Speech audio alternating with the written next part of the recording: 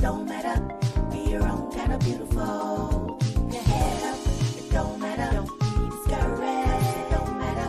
Let the world know that it don't matter. Be your own kind of beautiful. Beauty is so beautiful. Her size is so wonderful. Being thick has benefits. I'm not your ordinary cheap. I've got a lot of love to share with low, short, and nappy hair. Taking time to let you know I'm my own kind of beautiful.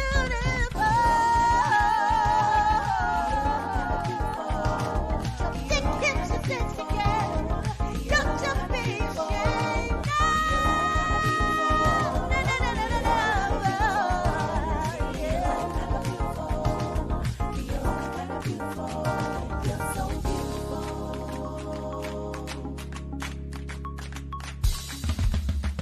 If you're plus size, it don't matter. If you got curves, it don't matter.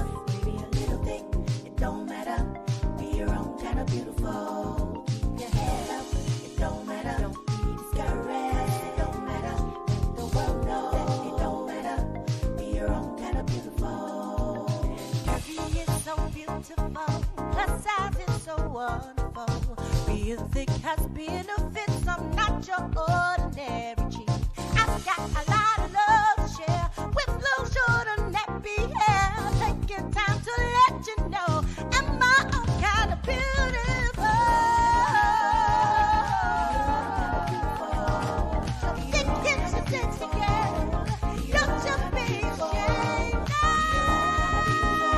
no, no, no, no, no, no. Yeah.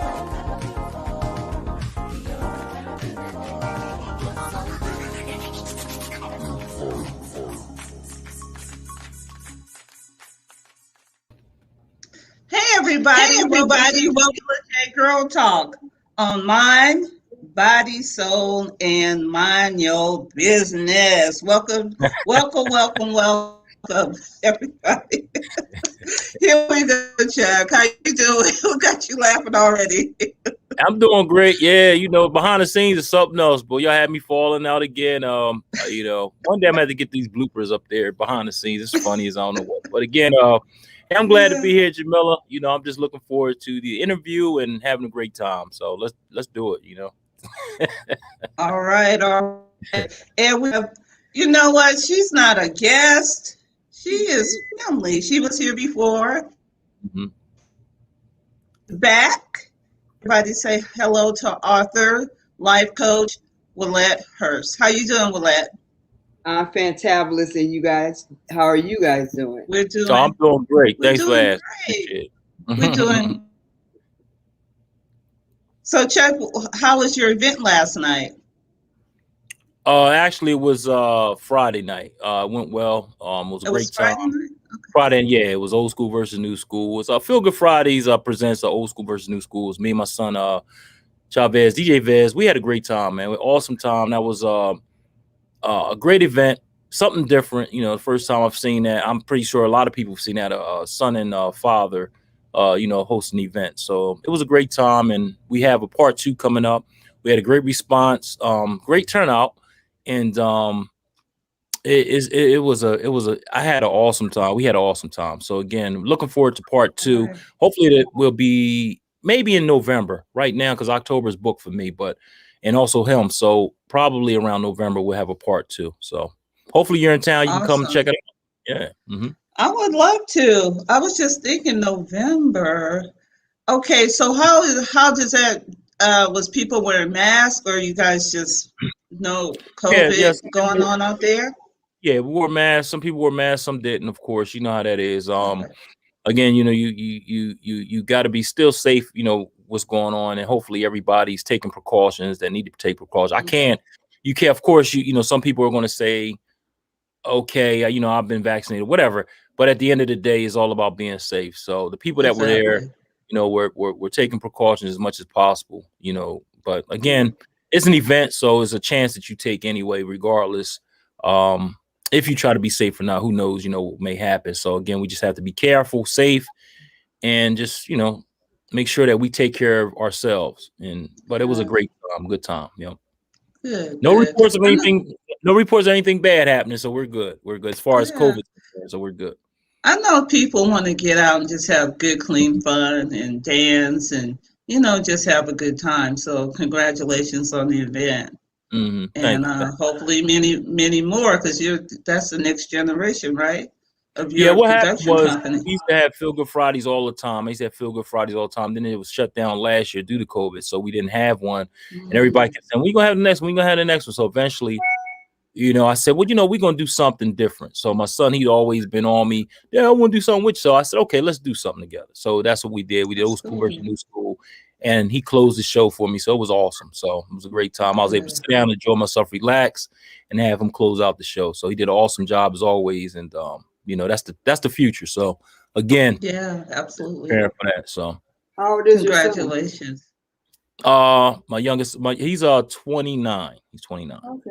Mm-hmm.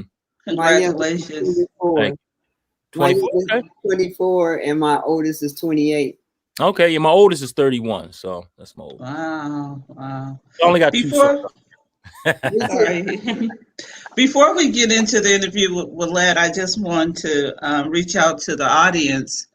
And maybe Willette, you can come back in maybe 2 weeks, the 26th. I would like to have a show with personal experiences. I had a friend, I don't know if he's watching or not, but we had a conversation. I think he was over a Tuesday or Wednesday, and he asked me why women cheat. So I have my own ideas. I've been thinking about it. And I said, well, that'll make a good show. So why do women cheat? Anybody want to come on and talk about it? Of course, we'll flip it to men also, but this one is for women. So I want to have an adult conversation, not, being negative, but just have a conversation, an open, honest conversation. Why do women cheat? So if there's any woman who is a cheater, hit me up, or if you have a man that your wife or girlfriend is cheating, hit me up. Or if you're a same-sex couple, hit me up. Why do women cheat? Okay. All right. And hopefully we'll have an adult conversation about that. I'm looking forward to that. So now we're going to go to the author, life coach extraordinaire, Miss Willette. How you doing, Miss Willette? I am fantabulous. I'm honored to be back with you and the family. You and Chuck's family. Yeah, we are. Glad to have you. Yeah. So just, I guess we maybe need to start all over. Maybe we have new people that don't know you as well as Chuck and I.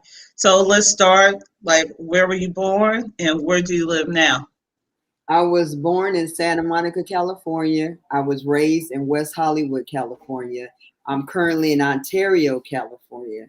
And I actually just got back here home. I've been here a little bit over a year. I was in Savannah, Georgia for 2 years and North Carolina for 11 months.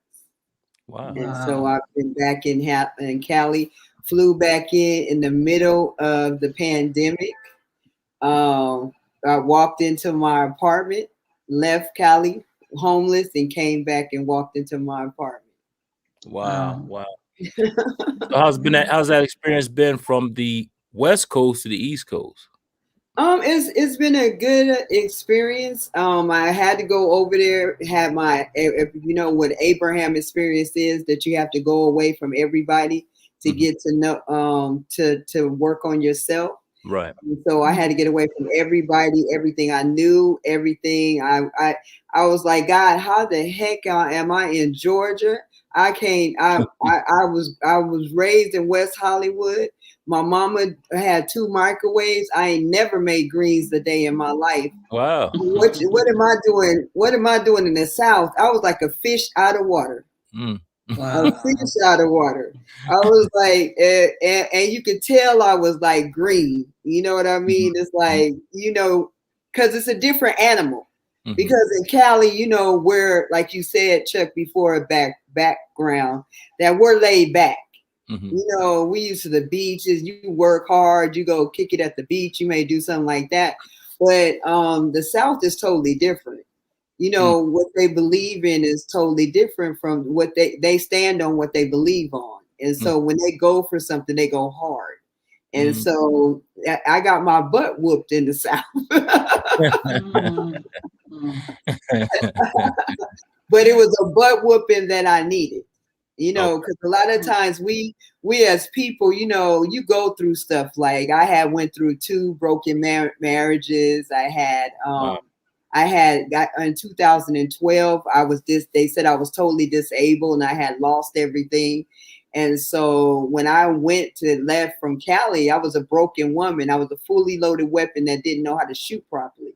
Wow. So, you talk to people like in relationships, like she said, she's going to have relationships of why women cheat and stuff. So when I left here, it was like, you'd be like, I don't want to be with this man. I don't want to be with that woman. I don't want to be with that because they got too much baggage. But when I left here, when I left from Cali, went to Georgia, I didn't have just baggage. I had a luggage store.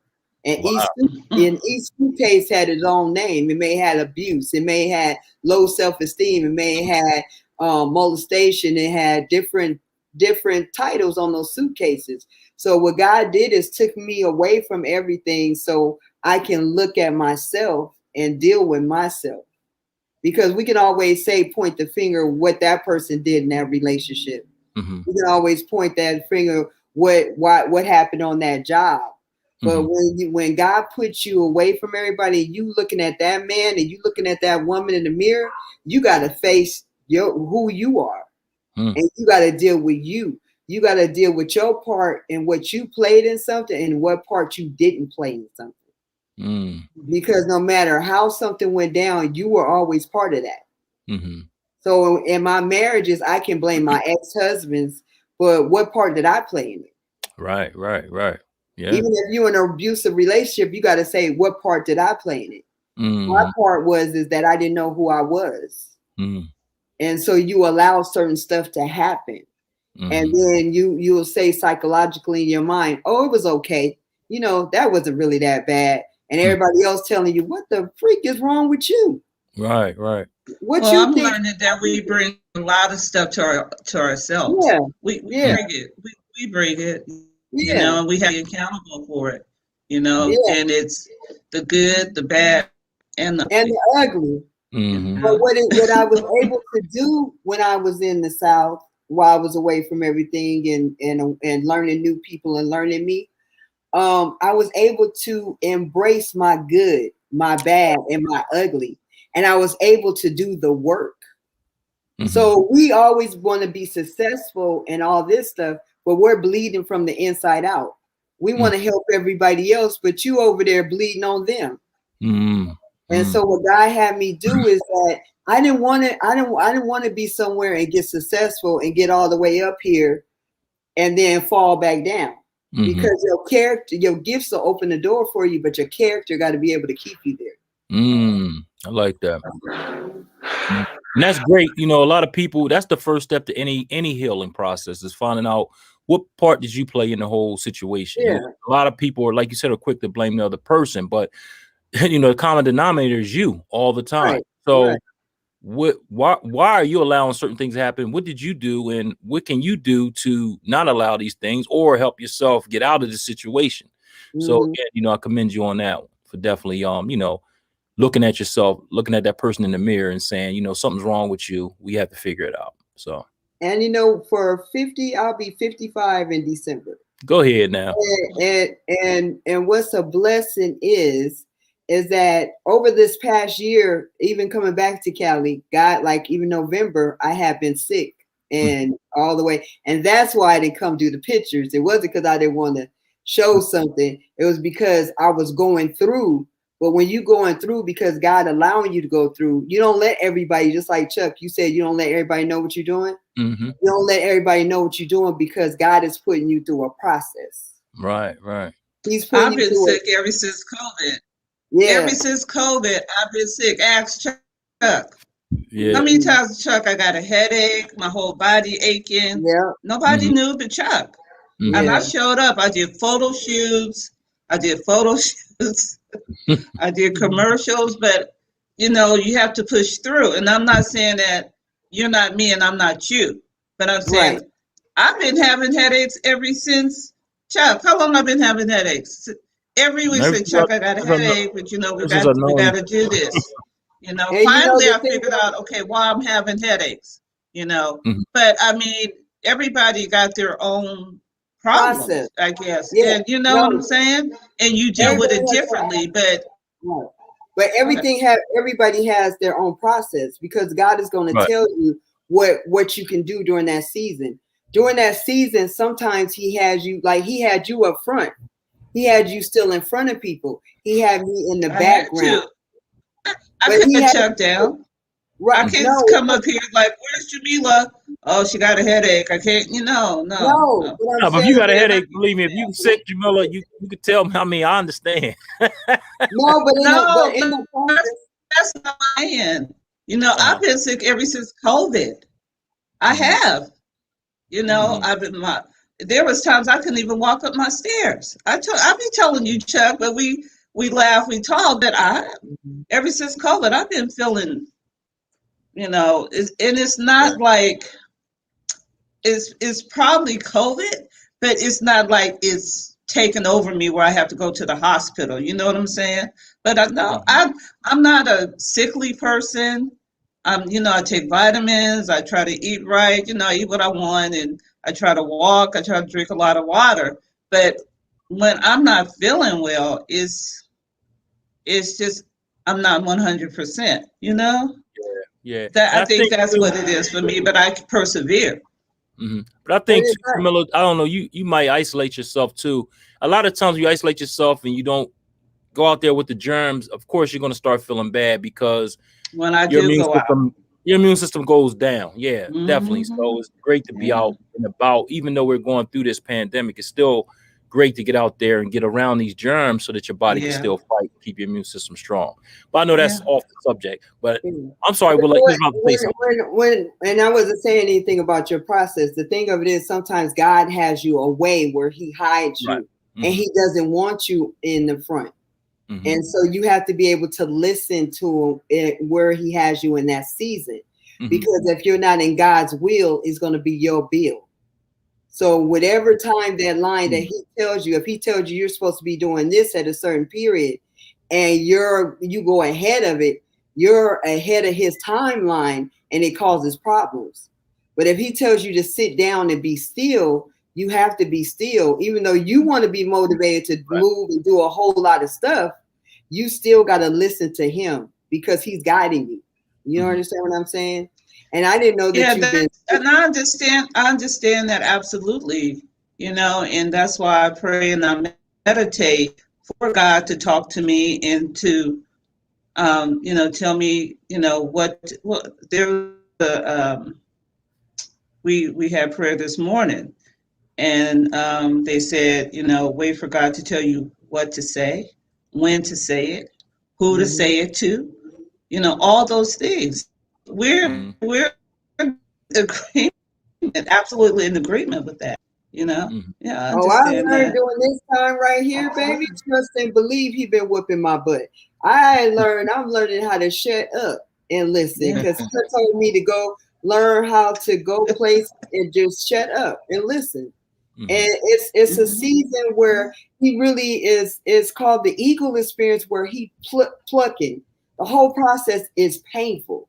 It's painful. He's taking all the stuff that can't go with you to the next level.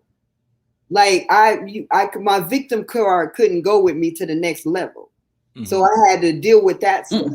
And that's what he does. It's like when you allow him to do it, you have to go through a lot of stuff. And a lot of people are not going to understand your journey. Like your journey is your journey. Chuck's journey is his journey. My journey is my journey. All of us is going on wherever he created us to go, right? And so I can tell you, oh, well, I need you to do this. But if he downloaded something totally different to you, different instructions, it's not a conference call. He's going to tell you what he wants you to do in this time so you can be the best version of yourself. He puts you out front because that's who you are. And that's the season that he has you in. Even though you were struggling on the end, which is called warfare too, he was elevating you at the same time because he wanted to see how much fight you have, if that makes sense. Yeah, definitely. Yeah. And that's the process I've been in. Has it been painful? It's worth it. And wouldn't change the journey whatsoever. Going through the process and getting to know who you are. And like Jamila, I saw in your pictures and stuff about falling in love with yourself. Falling in love with every part of yourself. Your good, your bad, your ugly. Because if you deny any part of what you went through in life, you wouldn't be that man that you see in the window, and you wouldn't be that woman that you see in the mirror. Right. And that's the whole process, is you have to fall in love with yourself. And that's the process that I've been doing over this past year during this pandemic. This pandemic slowed us down. It gave us a chance to reinvent ourselves. Because Jamil, during this pandemic, you've been going full throttle. And you reinvented yourself. I felt, I felt it was an opportunity because, actually I started working with Chuck. I started doing more magazines because you got to stay relevant. Yeah, right. You got to stay relevant.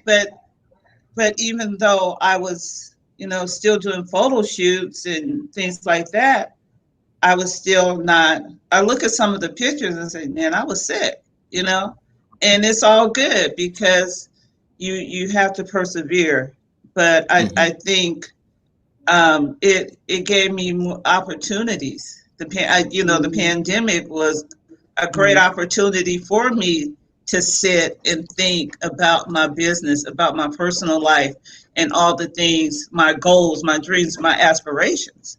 So with that time, you had nothing to do but think and plot and try to come up with, some new, what they call it, pivoting. You had to pivot. You had to pivot. So, and that's what I did. And sometimes it didn't feel good. And, some of the pictures is like, man, I was really tore up. I was really sick. But it is what it is, But absolutely, I agree with what you're saying. You may have saw it like you look sick, but to other people from where we sat, from looking outside, it was you look successful. That you really doing great things. So to you, it looked like you were sick, but from here where I was sitting, you didn't look sick. You look beautiful, and it looked like you were. Thank you.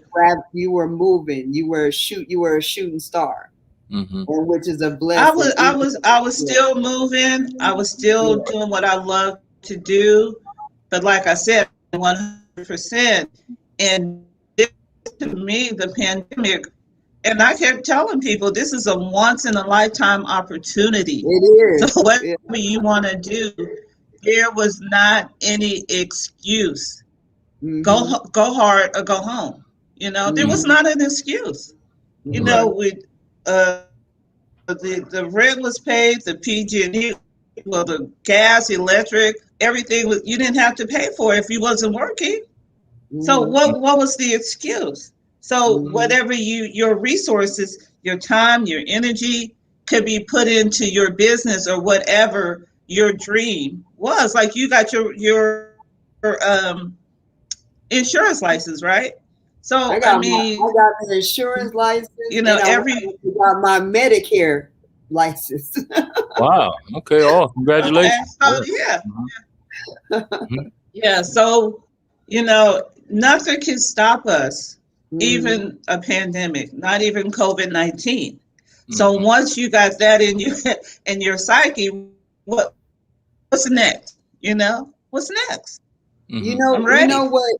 But you know what it was? Is the people that were already striving, all the people that were already swinging, right, for the pandemic. This was success for us. Because we dealing with sickness. Like my eye shot is bloodshot right now. I woke up this morning. I'm like, oh God, this is warfare. Like the other, how you had the busted blood vessels. Yeah. So I put some drops in it. Yeah. Okay, we got to make this work. But the thing of it is like when all this come at you and you used to fight. We was used to fighting before the pandemic. So now you like the pandemic. Now what? Yeah. Now we gonna come out swinging, right? Mm-hmm. We gonna come out swinging because Yeah. that's all we know how to do. We already was in the survival mode. We was already in the fight mode. Eagles fly to the storm. They don't fly away from the storm. We fly to the storm. So when the pandemic came, I flew in the middle of the pandemic. I arrived back to Cali in May, walked in through and had my car shipped here in the middle of the pandemic. Wow. So you were eagle. So when you were eagle, you ain't have no choice but to do it. You don't have no option to punk out of the system. You to do it. You either go, like she said, you either gonna go harder or you gonna go home, because that's no choice. Right. But when God gave us each assignments, he knew he gave us the problems that we can handle, because he knew that if he gave us the ball, we was gonna get that touchdown. He knew we weren't gonna fumble with it. So that's why we each with the problems that you got, because Jamila, people are looking at you. All these models are looking at you. They looking for you for that hope, that light on that mountain. They looking like, how can I get into this career? How can I do this? How can I do this? And they got a fearless person that's that's guiding them through it in the middle of a pandemic where people don't have no hope. When they don't have no hope. Yeah. Right. Yeah. They didn't have that's why I did it. That's why every week I would come with Chuck. You know, like I said, we did the photo. And it's like nothing's gonna stop us. You know. Yeah. And if somebody won't hire you, you create your own opportunity. Don't say, "Oh, poor me, I can't get a modeling job or whatever." You create your own opportunities. There's one lady I know, and she's been going hard on retailers to make clothes that are 5X for bigger clothes. And she's been on YouTube and having this campaign. And so she was on there yesterday. She said one of them sent her a cease letter.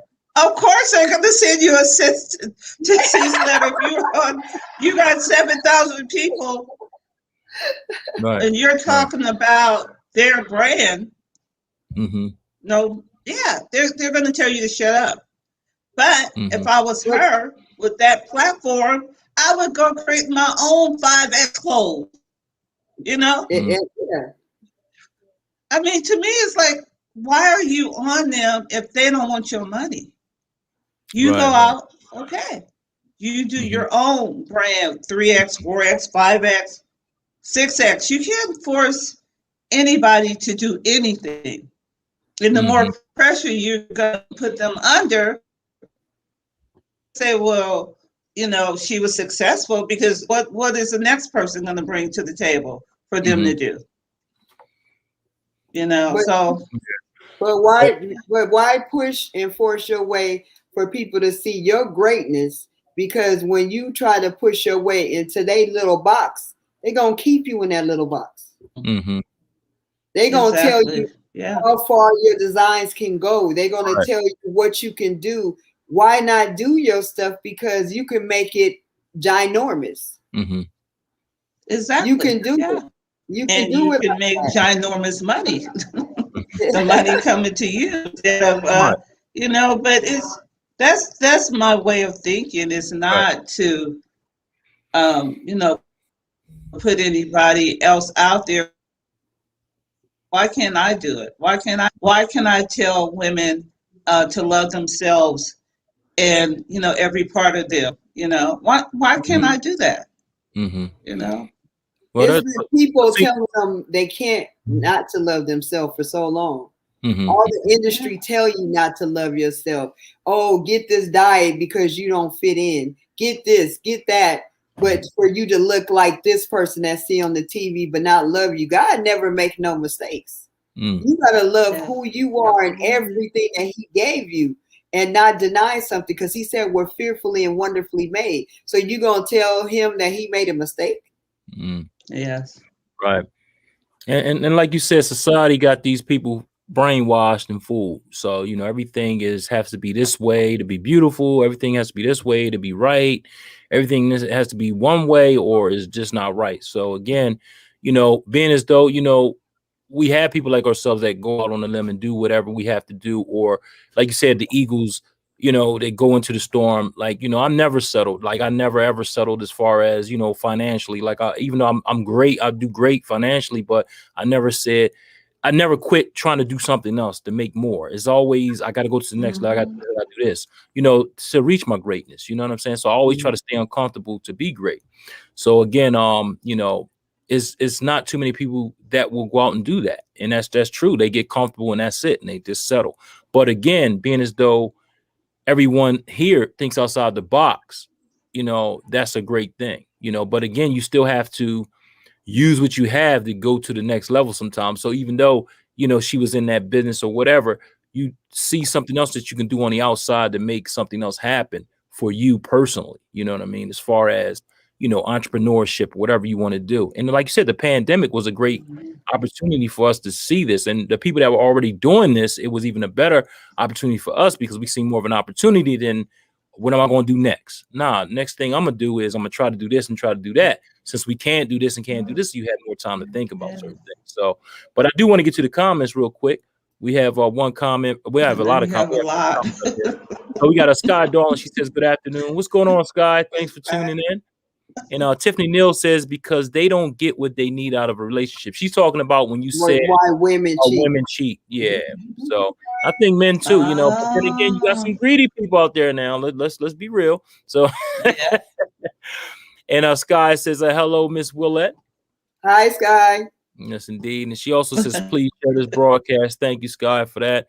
And Tiffany Neal, am I saying her name right? Tiffany Neal says, before COVID. And then Sky says, speak the truth, Queen Jamila J. So, yeah, keep the comments coming. We definitely appreciate it. Thanks for tuning in. You could be anywhere, but you're here with us on a Sunday afternoon. Yes. You know what I'm grateful for? Like you said, the next generation.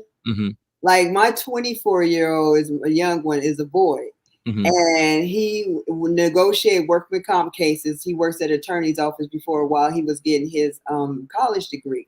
And he said that college was a big ripoff. He said, Mom, do you realize that you have to go to college, pay them to go to college so you can get a job and be owing all this money when you got out of college? Exactly. He got his degree. He said while he was working at an attorney's office, he's still working at an attorney's office, but he started his own credit cleaning business. And now he's purchasing his first condo at 24 in Rancho Cucamonga, Jamila. Yeah, you know, and the crazy part is that's what they do. College teach you how to, like you said, go in debt and then work so that you can pay them back, making less than to whatever. Stay in that box. Exactly. So keep you in that box. Right, to keep this country running the way they want it to run. You know, they need consumers, so they teach you how to be a consumer versus the entrepreneur.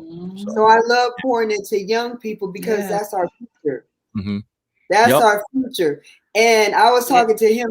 I was talking to his sister, my oldest, and I was like, you know, I'm grateful that you were taught not to be fearful, because they're not afraid to try anything. You'd be like, oh my God, did you just try that?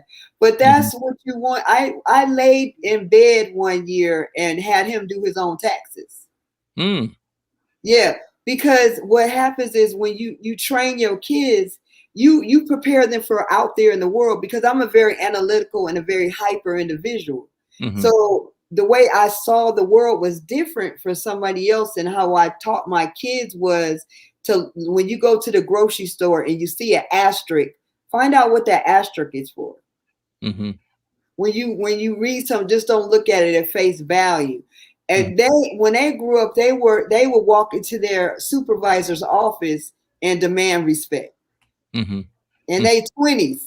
Right. And that's awesome. We are taught to be fearful of everything. And to not have a voice. When you finally know who you are and you can walk in your true, authentic self, it's so much power. And what the pandemic did for people, the people that were in a box, it took away their box and they didn't know what to do without their box. Right. the people that wasn't in the box, it was like you got the whole world to play with now. And that's true. You know, and I've always been like that all my life too. I don't really respect anybody's title. I respect their character. If the title's off, their character's off, who cares about what your title is? If you come at me wrong, I'm gonna say something wrong to you regardless of who you are. So I've always been like that all my life. You know what I mean? So again, you run into problems like this, especially in the corporate world. They want you to bow down to titles. I don't bow down to no title. You know what I mean? So again, you know, that's when they see someone that comes, I guess, in the room with confidence, especially a man of color. It's a threat. It's a threat. So they can't handle that. So again, you know, to all my people out there, you know, do your own thing as far as college is concerned. And I'm gonna go back because I know we talked about it already. I always talked about the trades because the trades you make more money, and you always, when you come out, you're making a substantial amount of money without so much debt. With debt, I have a cousin that have $90,000 in college debt. No, I'm talking about. Right. You're right. And I'm saying a cousin went to college and got 90,000 debt. What kind of job, what kind of life are you going to be able to live? And then you have these people, and nothing wrong with college. I'm not saying there's nothing wrong with college. That's your journey. If that's where the journey that you're on. The thing of it is that you have a whole lot of people go to school and be in this box. And when they get out, they have no life skills. Right. They're you call them educated dummies. There's so many people that are homeless with degrees because nobody told them about life. Nobody, they told you how to stay in this box, but they didn't tell you what happens if that box has holes in it. Exactly. What you supposed to do when the box has holes in it? You were trained to do this, but what if you get a disease, you get an illness, and something happened, and life throws you a curveball? What you supposed to do with that? Well, they didn't teach me in that book. Yeah. So what page was that? What module was that? So when you get the whole pandemic thrown at you, nobody taught me about that. Exactly. And again, like I said, we're not bashing college at all, but I've always said this: if you don't have a scholarship you're going in on, and you know that's paying for this education, then obviously college is not for you. Because if you don't have the grades to get in, where you don't have to pay anything, unless it's something that you always want to do and you're going to succeed in that. Because I know a lot of people with a whole bunch of degrees and they're not doing nothing. So to me, a degree don't really mean nothing unless you do something with it. You know, just to say you have a whole lot of degrees to me it doesn't make any sense to me. You know, what are you doing with those degrees? You know what I mean? So again, I've always went with the trades because of the way, you know, the money that you make in these trades, and you take that with you, and you can always start your own business on the sides doing these different trades that you get into. So you can always make money on the side and whatever. So again, that's just my opinion. So my thing is, well, there's options, you know, that's an option, you know, different strokes for different folks, you know? Right. And I think too, with the trades and apprenticeships and internships, they're not doing that as much. You know, they're really you know, either you college or nothing. So go ahead, Willette. Exactly. No, but what's good is that when I have a kingdom degree, because I failed my way through life. Because learning all through the mistakes that you make, that teaches you a lot of stuff. It teaches you, like, when pandemics come, you're not gonna fall apart. When you go through something that you lose a job, your life is not over. You lose a relationship, your life is not over. Right. What happens is, well, in our school system and a lot of stuff, that's why we have a lot of people that are homeless, because nobody told us about this. Nobody told us. This is critical thinking, and they don't teach. We don't teach that. Right. I don't know what computers. It's a disconnect. There's not a lot of critical thinking in terms of life skills, you know. I think some people 9 to 5, they can't think beyond, you know, going to work, coming home, you know, driving a bus or whatever. It's no thinking, you just do it. But to sit down and think, to plan out a business or plan out, income, or thinking of something, a new idea, or creating something new. It's a struggle for some people. I Yeah. don't know if it's computer, the generation Xers or millennials, or it's just the way some people are built. I noticed that because when you take people out of their box, they function. They just can't. Hmm. So Hmm. it's just Well, people are just different. and a lot of people rather go with the norm anyway. Like that's the normalcy. Like, Yeah. having a 9 to 5, retire from that after so many years, 40 years, 30, whatever years you're going to put in. And then that's normal because that's what they were taught. And that's the influence they had. Even when we were coming up, we were taught to go to school, go to college, get a great job. But they never talked about the debt you was going to have to pay all this money back from the college and all that stuff because, so again, it's a program. And I think the younger generation, they kind of, they get it. They get it. I mean, They're like so, this. yeah, because they get it. I see more of them trying to do their own thing than to sit there and do the regular norm like we were taught coming up. You know what I mean? And I guess at that time we were trying to fit in as far as, from the, I mean, going all the way back just to fit into society so that we can at least make a living. I think that's what happened now that this turnaround's come about where we know we can make a living doing this. Now we're on to the next level. It's just like, how can you say it, like regeneration, not regeneration, but oh my God, I can't think of the word offhand. But anyway, it just keeps advancing over and over. So, who knows with the next generation? Who knows the next generation on top of this generation that's out here now may just be strictly entrepreneurs. Who knows? I mean, who knows? Oh, that sounds cool. But it's just cool. Right. It's just But we have to pour into them to let them know they can do it. They can do it. And that's what we felt that part. Because a lot of the kids are getting raised by broken parents, and we don't pour into them and tell them the sky's limit. Because when little Chucky tell you, Chuck, that they want to do something, I didn't mean to say use your name, little Chucky, but when he come to you as a little kid and say, Mom, I want to do this. Mom, I want to do that. And we shut them down because we've never done it. Right. My son, when he was younger, how we couldn't afford a lot of stuff when we were struggling and stuff. So what he did was he would sell potato chips, Smart Final here, Jamila.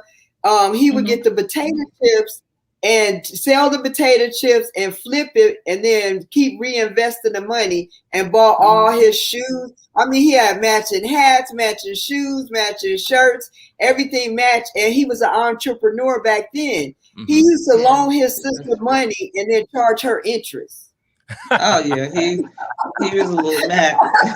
He was a little mad. That's good. That's good. A couple of things, Chuck. You said entrepreneur. It's like when we made the transition to freedom, and we were entrepreneurs because nobody else would hire us, So we are entrepreneur spirit people in our core, and we just got to get back to it. Even, I think I mentioned before, my dad, he worked, but he cut hair, and he was a musician.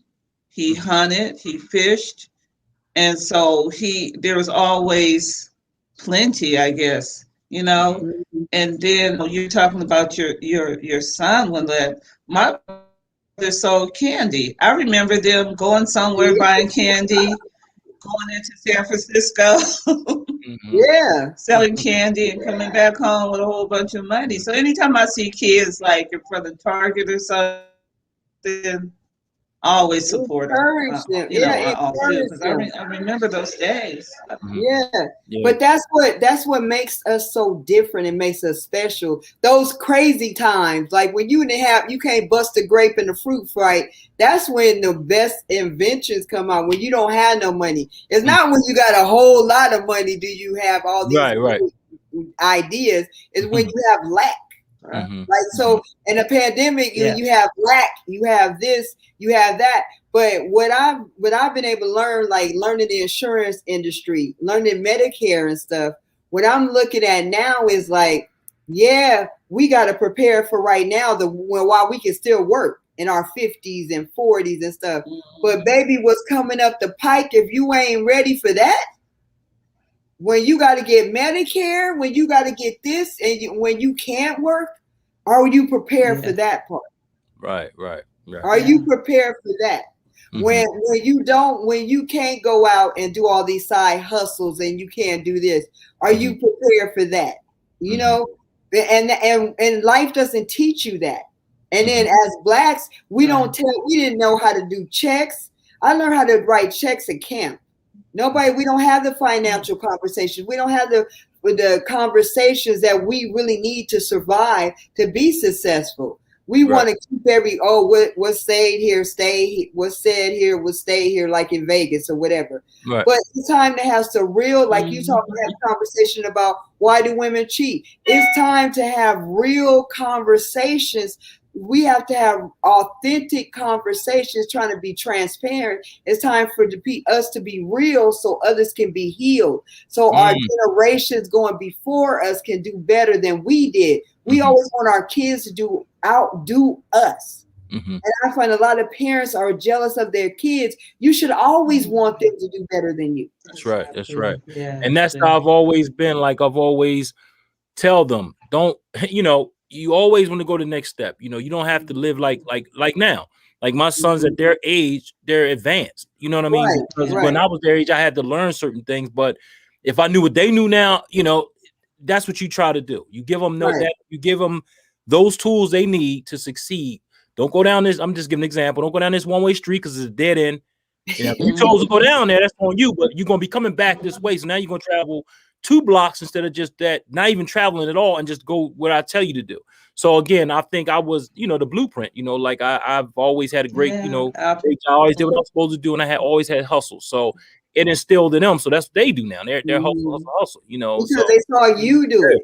Exactly. So because you weren't sitting on the couch talking about drinking and smoking and talking about, oh no, you can't do that. Don't try this. You didn't stop them. You didn't stunt their growth. You didn't make them stumble. You encouraged them and showed them, because not what you say is what you show them. What you do, exactly. Right. You can talk all day long and say you're supposed to do this, but they don't see you doing that, and they see you sitting around smoking, getting high all the time, drinking. I mean, they're gonna say, "Oh, he's full of trash." But at the end of the day, sometimes the kids don't even see the potential that they don't even see what you're trying to tell them at first until they get older, and they say, "Now I see exactly." Oh, yeah. When the light bulb comes on. Yeah, they tell me that all the time. They say, "Man, now I see what it is," but it's already instilled in them. So they can't even, like I said, my youngest son, he's a banker. He does really well. My oldest son, he's a diesel mechanic. So they do really well, but they do stuff on the side like I do. I do really well, as far as career wise, but I have so many hustles on the side. I can't stop doing what I do. You know what I mean? So it is what it is. But again, you instill these values in your kids, and I don't understand why parents be jealous of, like, how can you be jealous of your son? I know. This is a straight product of you. This is what you did. This is, if they're doing well, that means you did your job correctly. If they're out here acting stupid, shooting people, robbing people, then you should be mad and be like, what the hell did I do? But you should never, if your sons, and I'm just telling this to everybody, if your sons and daughters are doing much better than you, they're supposed to do that. Right. They're supposed to go higher and higher. Right. They're not supposed to be where you are. If you're wherever you are, they're supposed to be much further ahead of you, because you're supposed to give them that blueprint of what not to do. So I get so mad when I hear, people stunt their growth for their children, and he don't need to do this. Yeah, let him do that. Let him explore. Let him see what he wants. Don't say what you want him to be. See what he wants to be, or she wants to be. You know what I mean? So that's just my rant for the day. But anyway, I learned that the hard way too, because when he got accepted for college, he got accepted for pre-med, and when he first went in, he was like, but he had a scholarship. We didn't have to pay a lot for him to go to college. But when he got accepted for pre-med, he came to me and he said, "Look, I don't want to do this." He said, "I know I've been." Well, he actually said, "I've been in college since kindergarten, and I don't want to do this." Right. And, a Black woman, like, we in struggle, we in sacrifice, and your Black son, got accepted to a college that is only 3% African American, and you got accepted for pre-med. So, like, oh, he wants to change it. But I had to be honest and have conversation with him and said that he said, I want to change it to business econ. Remember, he was a loan shark from a way back when. Yeah. So he said, I want to change it to business econ, and he did political science because he's always debated everything.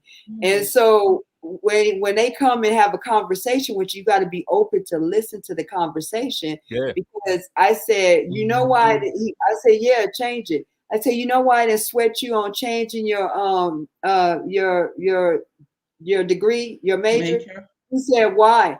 I said, because if you don't have a passion for it, you're not going to do it with all you got. Right.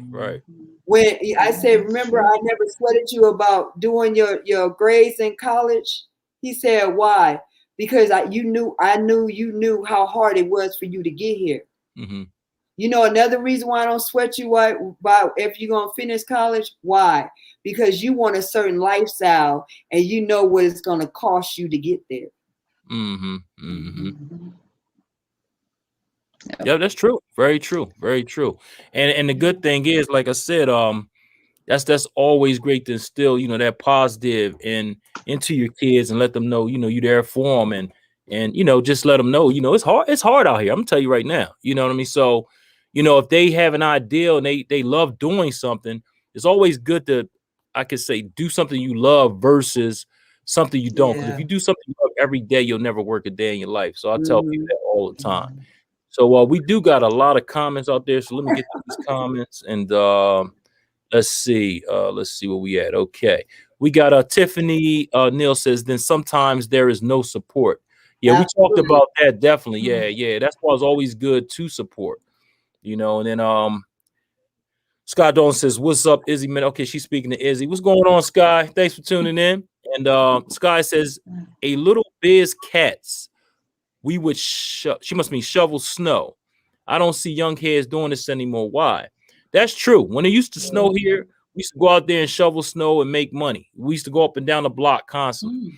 Nowadays, it's more so, because of the age, the computers, the games, entitlement generation. Yeah, it's just a little different now. But we used to do it all the time. Go out there with shovels and make money. That was our thing. Make a little money for the week and have it, especially when you couldn't work. When you were younger and you couldn't work.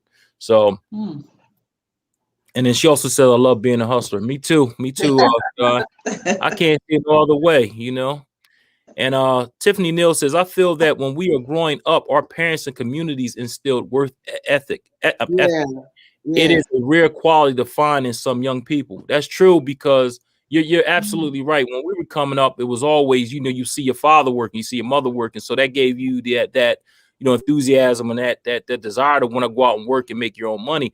Whereas I think sometimes now it's a little different, with certain people. I don't want to get into it, but you know where I'm going. So a lot of times they don't see that work ethic in their parents, and this is what hurts the child, I think, more so. And September Rain says, good evening, everyone. Thanks for tuning in.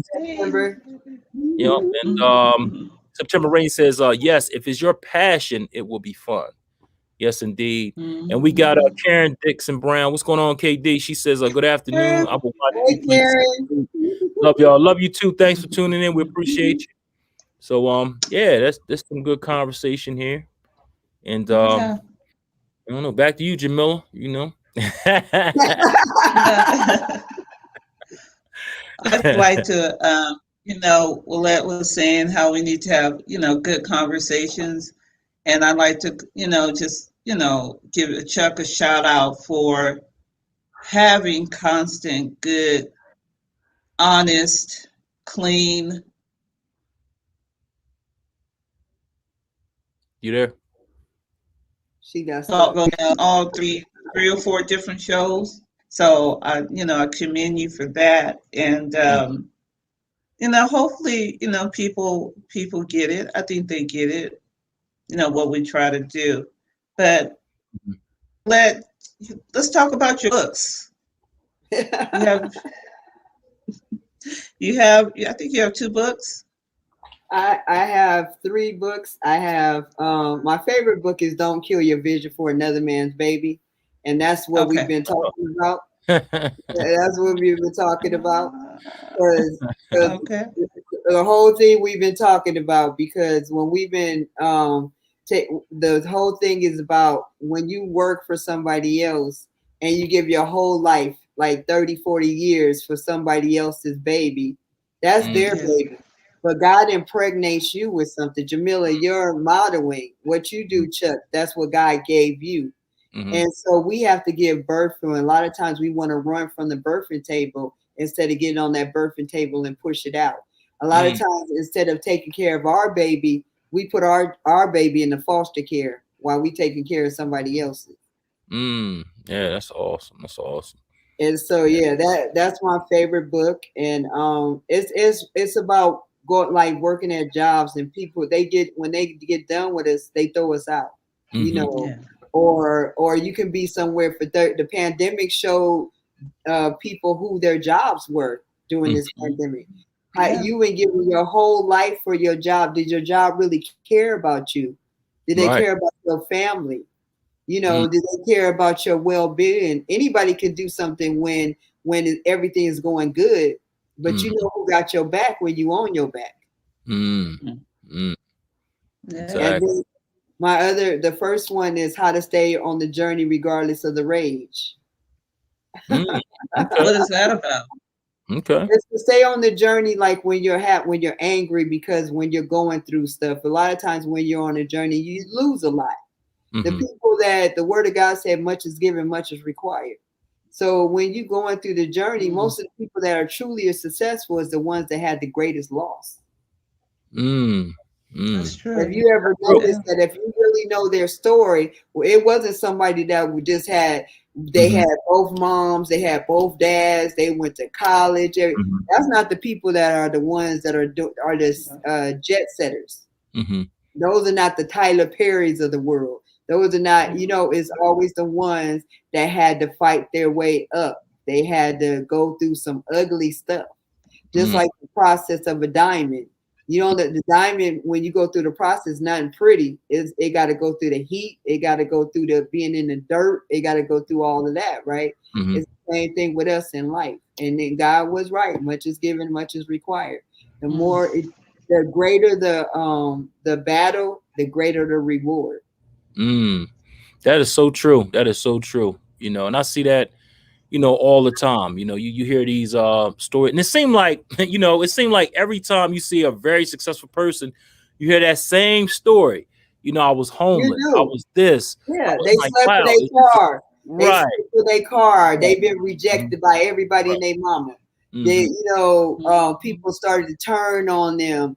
They couldn't find jobs. They couldn't. But what that is a setup for success. Right. Yeah, and you mentioned Tyler Perry. Tyler Perry went through all of that. Yeah, it's a setup. But when you going through it, you don't think it's a setup. Because I was like, God, why I'm going through all this and stuff? When you look back, but because you went through that, because you did that, now the pandemic, when you come to a pandemic, you like, and what? Right. Yeah. Yeah, I'm gonna say this, and this is crazy, but it's just like, if you're born with a silver spoon in your mouth. Now, I'm saying if you're born rich, if we lose our job, if you were born in, let's say poverty area, you're born impoverished, whatever, you're poor coming up. You lose your job. Let's say you even get up to corporate status, you get way up there, you lose your job. You're like, oh, well, I just have to find something else and go on. But that person that had that silver spoon in their mouth that was rich, if they lose their job, or let's just say their stock crash, 9 times out of 10 they're gonna go kill themselves. You've heard the stories all the time. Oh yeah, I lost $100 million. I'm ready to jump off the bridge. She said she's gonna kill the wife and the daughter. But I mean, you hear the stories all the time, so that's true. But when you're going through that, you don't look at that like that. Right. You're not knowing that you're being set up for success. You're looking No, at you your don't. homegirls that never went through nothing. You know, their life is cushy. You know, they can go buy whatever they want. You can't bust a grape. You like, what the heck? And you the one doing the right stuff. And then but it's just like that. I always like to watch movies with the underdog. It's the movie with the underdog. Right, you always watch the underdog go through getting punked, go through, you know, the ugly stage, the ugly duckling stage. You always go to this, and then what happens at the end? It's just like the geek that at school, the ones everybody talk about, the one with the glasses, and the one end up owning the whole company. Exactly. Yeah, Exactly. And the ones that was cool end up the one on the corner smoking weed or whatever. That's very true. You know, I see that all the time, and even to this day, like I'll see some of the people that were, you know, I came up with, and they were whatever, and now they own like companies and they doing big things. It's like, wow, you know what I mean? And then the guys that were cool, and the cool guys, they're all sitting there trying to find a way to make a living. You know what I'm saying? Right. So it is. I ain't gonna say all of them, because there's still some cool guys out there that's still doing their thing. So let me I don't want to put that as a stereotype. So, but yes, normally the nerds, the one that they tease, those the one that tease, or they got the long money now, or their parents couldn't afford clothes, or and they'd be the ones that be the designer because their parents couldn't afford the clothes, so they started designing clothes. Exactly. Right. Now you're sitting there wearing their clothes. Oh, this is my man. We used to call him Nerdy Bob. And look, I got his shirt off. Life has a way. Tables. One thing that tables do, they turn. Yep. They do. So hey, now we got you a lot have one more book. I'm sorry. Go ahead, Chuck. No, talk about the book. I'm just going to get the comments. You talked about 2 books. You have one more book. And I have the last one. Do it now. Tomorrow's not promised. Oh, what is that about? About it came up in the middle of the pandemic when I was looking at everything with the jobs and everything. It was like whatever there's no time right now, and I'm talking to myself because there's no time for us to do anything no more. This is not a dress rehearsal. We keep thinking we got a whole lot of time, and we don't know, like people dropping like flies. We don't know what tomorrow brings. You don't know what this afternoon will bring.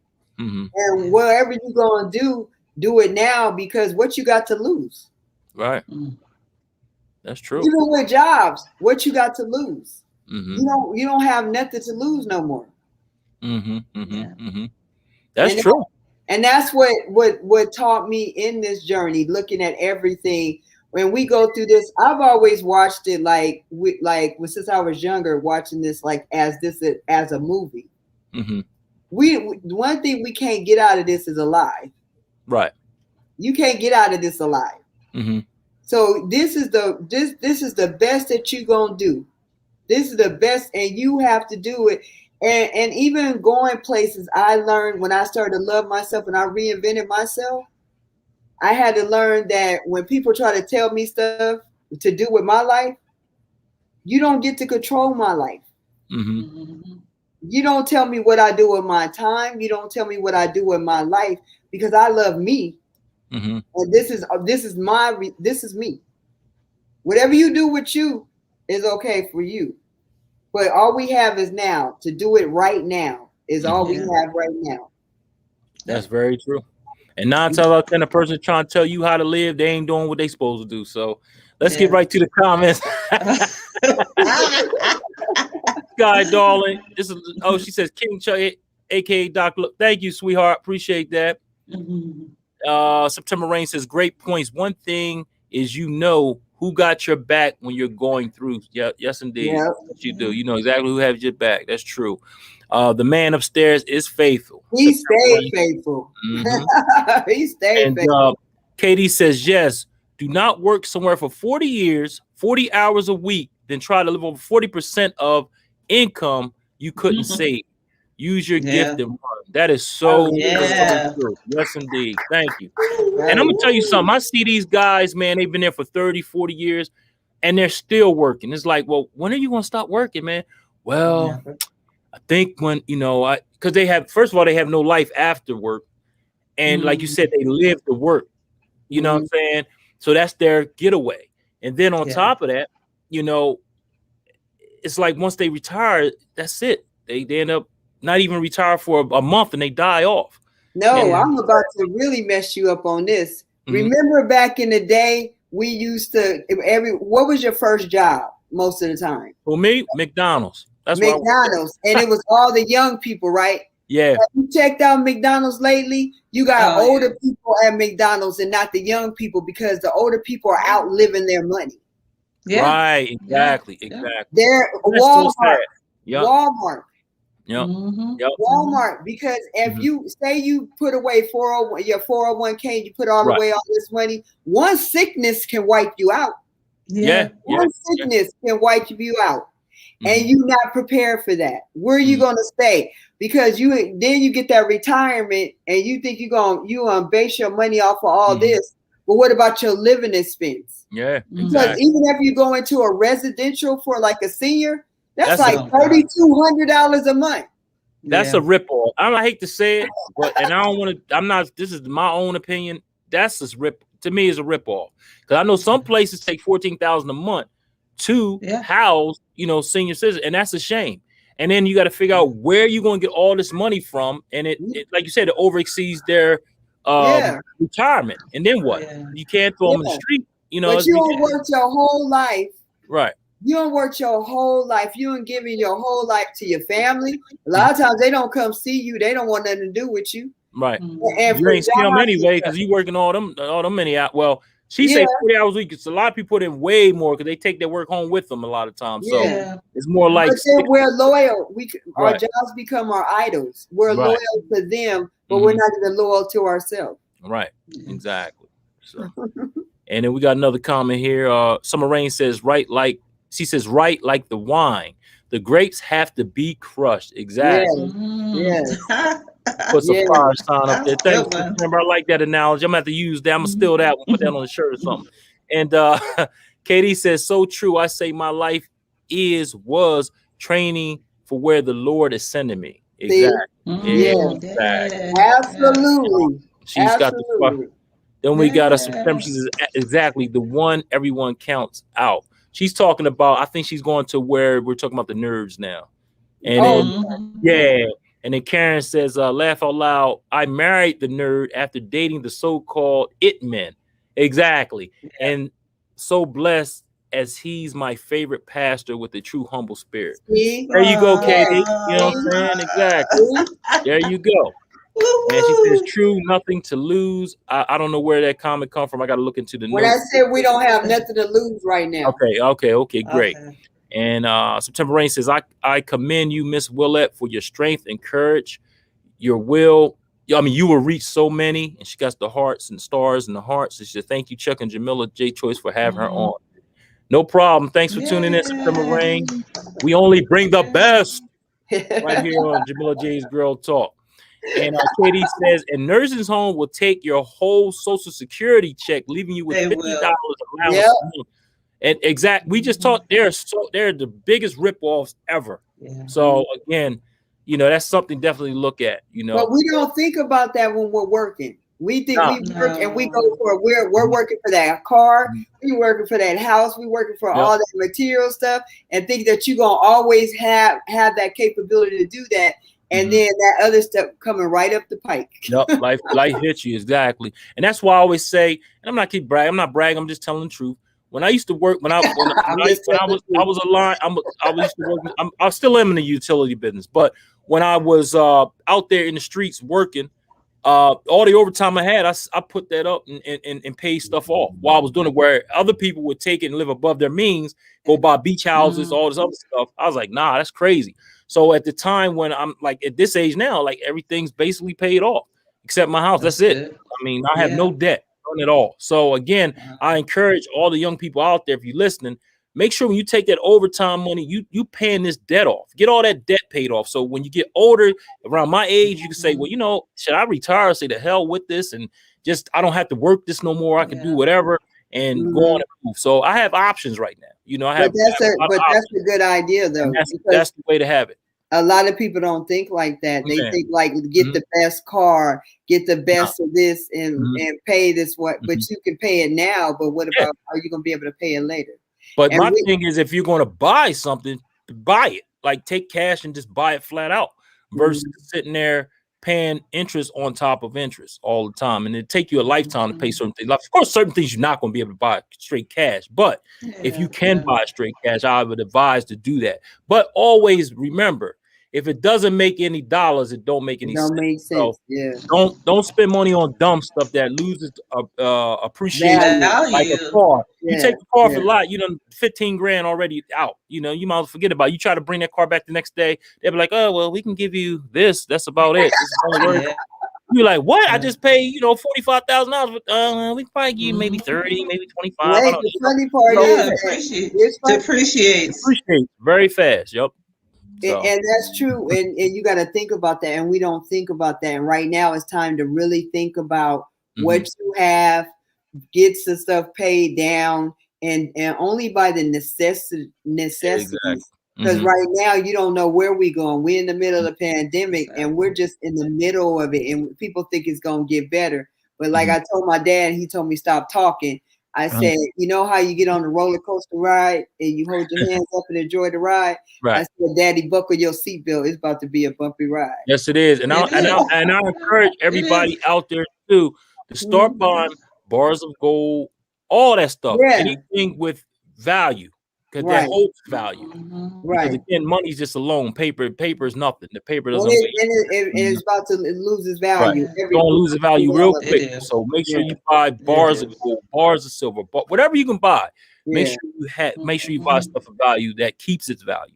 So that way, anything happens, you'll have something that you can survive off of if you need to. So it's just little things like that, you know, you want to talk. I know you see that everybody on there buying all this crazy stuff. Oh, I got a Lamborghini, I got this Bentley. It's not worth it. Trust me. You know, I know a guy, let me just say this. I know a guy that has some real money and his everyday car is a Rolls Royce, white on white.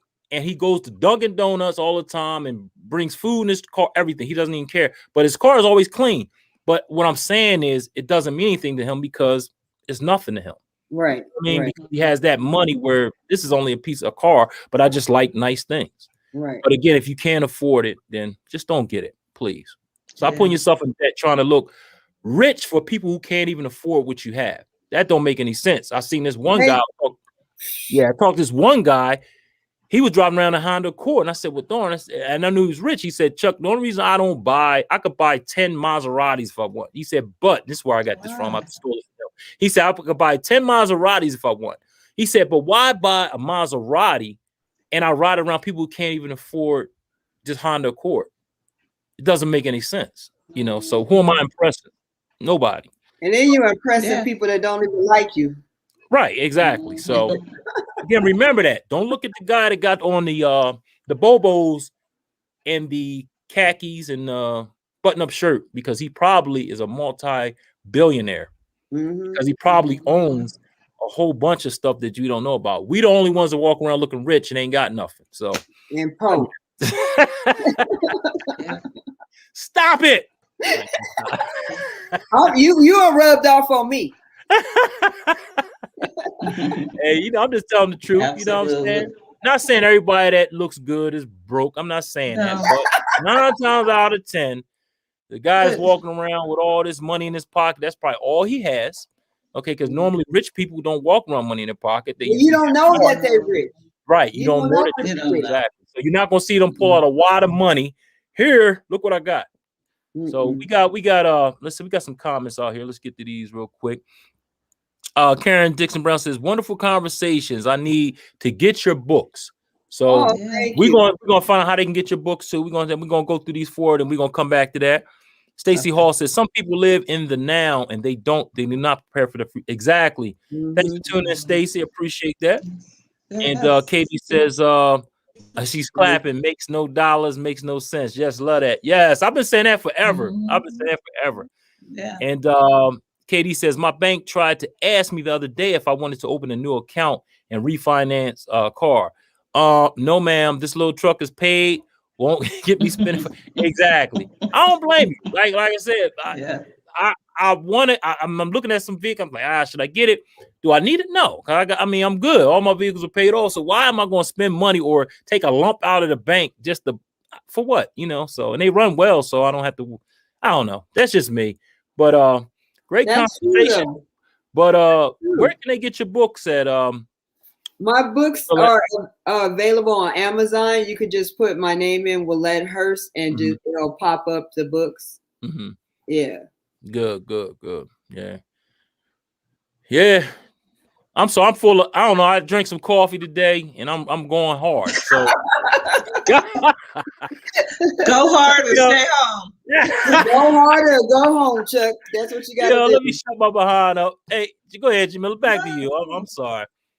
Sometimes I could talk, man. No, I'm enjoying the conversation. I love nice cars, but I never buy used cars. I go to San Diego. They drive their cars after it get like 90,000, 120. I buy them, and I've had my car.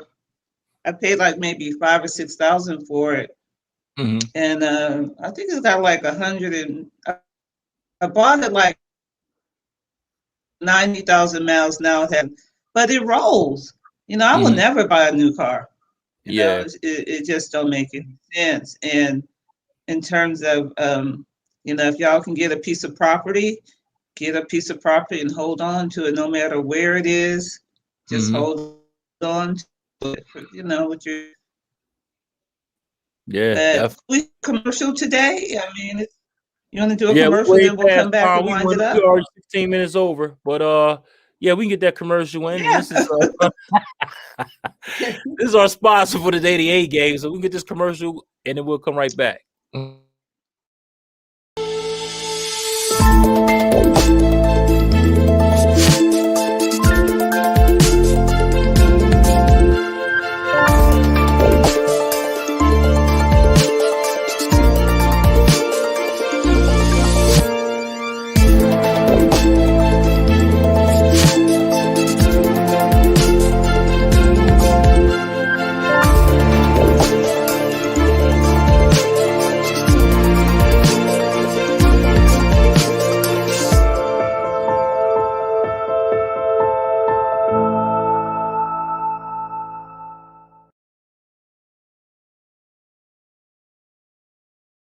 And that is the A game, great for vitality, energy, strength, and libido. And if you want your free sample, give me a call at 302-723-2836. Again, 302-723-2836. I'm smiling.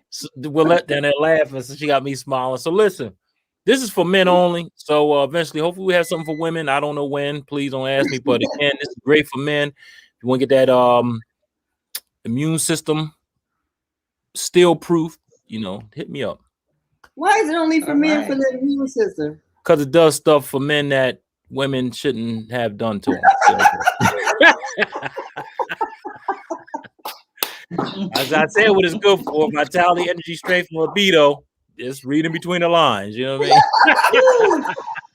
Okay. Like, all righty then.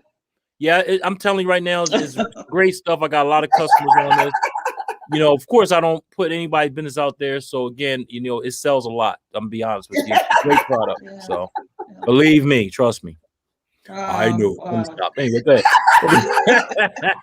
Well, this has been an amazing conversation. I mean, the hour just went by so fast. Yeah. Willette, you entertained us and you've educated us. Back home to visit us. We appreciate your time. Can you tell people where they can find your books if they want to connect with you?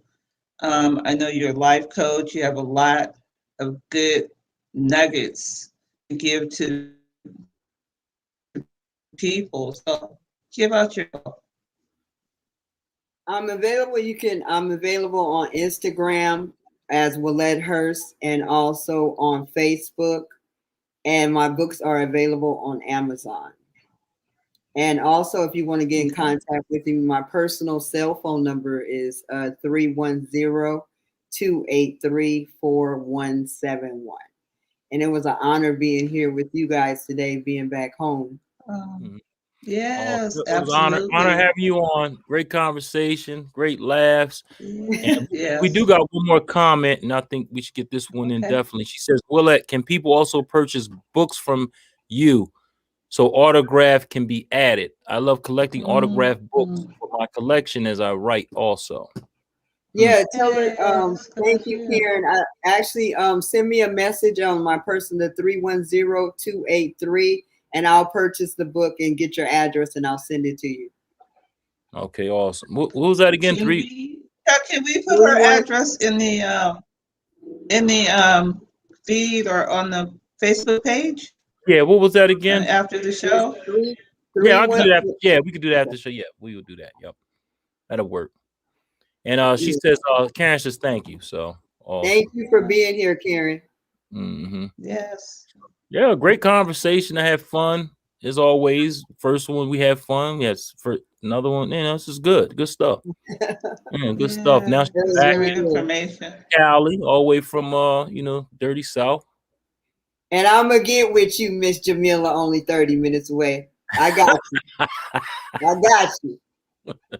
I got you. For real? For real. You know how Cali, look, you know how Cali roll. You don't call me out and don't think I got you. I know you got me.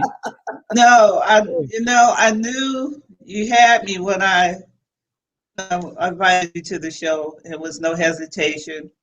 It's nothing but love. Yeah, nothing but I love. got you. I got you. Yeah. You know that. I know you do. Yeah. I got you. I got you too, Chuck, even though you ain't out here yet. Yeah, you know what I mean? When you come over to the west side, then you come over to my hood, and then I got you. I got you. Where's hood at? Hood. What you said? West side. I can't do that out here. I don't know. All I know is peace. So, yeah. Well, it's so good to just laugh, that good laugh. You want to cry, So I appreciate your time.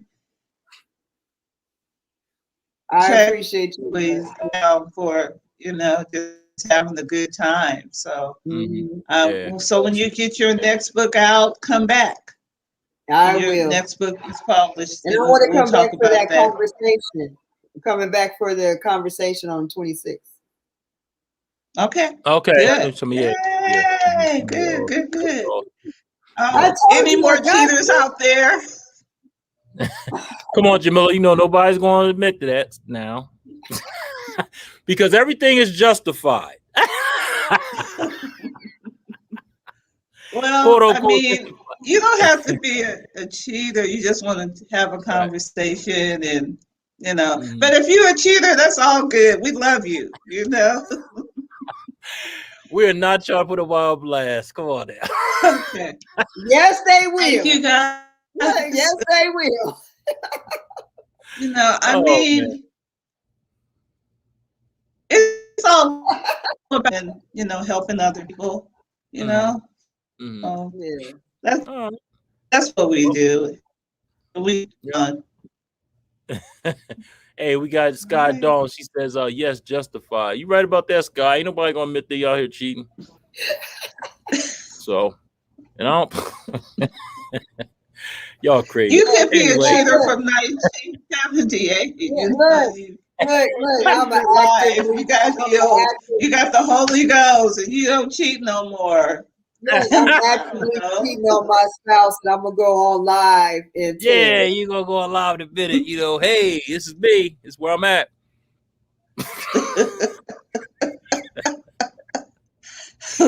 They have done that. Yeah, that's true. But anyway, that's gonna be interesting. That's gonna be very interesting. Yeah, just a good conversation. Yeah. Yeah. It is. So we got to get on out of here. So you know what we do, Willette. You know how we, that, right? Remember? No, you don't. Okay. Go ahead, Jamila. Tell her what we do, Jamila. Go ahead, Chuck. Oh no, we just go 1, 2, 3. We go peace, and we out of here. So you ready? Okay. Whenever you're ready. Ready? 1, 2, 3. Peace. Out of here.